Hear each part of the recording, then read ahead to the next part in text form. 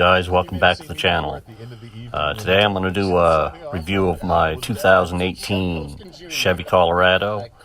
I bought this truck new in April of 2018, so it's almost 3 years old. So I thought I'd do a review of the truck. So before we get started, anyone who's just coming to this channel for the first time and you're watching this video, this channel is going to be mostly about 2002 Camaro SS, but the car's in storage right now, and I'm thinking it's probably going to be about 6 more weeks before I can get it out of storage so I can start posting videos about it.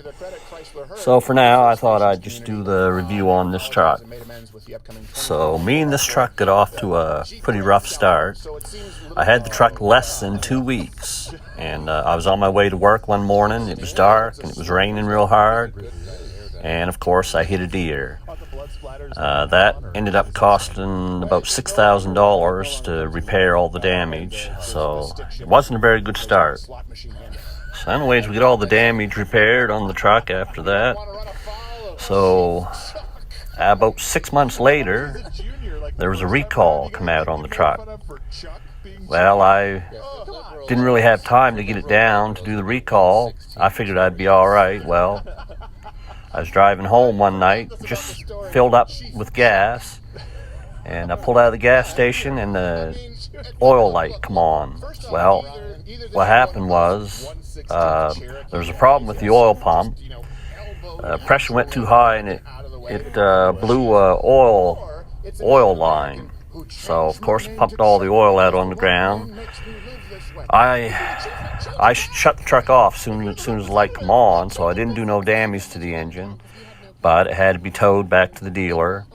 Luckily, they covered all the costs, the towing fees and everything. So, like I said, the first 6 months with this truck wasn't very good, to say the least. Okay, so let's fast forward to 2.5 years. At the 2.5 year mark, the transmission started shuddering real bad. So I took it back to the dealer, and turns out there was a recall on that. What they had to do was pump all the old fluid out and then put some new fluid in. And it was a different kind of fluid. Apparently they revised the fluid 2 or 3 different times. And after that, the transmission worked fine. Okay, so on to the good things about the truck. I'd say the best thing about the truck is out of all the mid-size trucks, to me, the Colorado is the best looking of them all. And another good thing about the truck is it gets, in the summertime at least, it gets really good fuel mileage. Sometimes up to 30 miles per gallon, believe that or not. Now, the wintertime, not so good, but it spends a lot of time idling, and we get a lot of snow here, so you're always driving through the snow, so that will cause it and plus it gets really, really cold here too a lot of times. One of the biggest reasons why I bought this, at the time I was looking at this in a Toyota, the Toyota Tacoma. Well, the Toyota Tacoma didn't have Apple CarPlay. This truck did. The Toyota didn't have remote start from the factory. You had to get that installed at the dealer. This truck come with it right from the factory. Plus, the Chevys have the Chevy app, so I can actually start the truck from my phone. And the advantage of that is, where I park at work, most remote car starters won't work from that far away, but with the Chevy app, it doesn't matter where I am, it'll start. Plus, it lets you know that it actually started. So those are the main reasons why I chose a Chevy over the Toyota. I think Toyota is more reliable, but this truck's been reliable other than the recalls, and every manufacturer has recalls, so I can't really hold that against them. I'm going on 3 years, And other than the recalls, I haven't had any trouble. The truck drives like a car. That's one of the things I like about it, because I always drove small cars before I got this truck. It handles good, it rides good, it gets good fuel mileage. Obviously not as good as a car, but for a truck it gets really good mileage. Okay, so what are some of the downsides of the truck? One is the headlights. When I first got the truck, the headlights were terrible. But I fixed that. I added a set of LEDs. It took a couple different sets before I got one that actually worked properly. But I'm happy with the headlights now. The other downside is it's got an air dam on the front. They say it's to help fuel mileage.